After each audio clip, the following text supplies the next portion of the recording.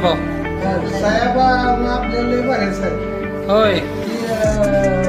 खाटावरच दोघं गुरुच की साहेबांचं तुकडं काय हा.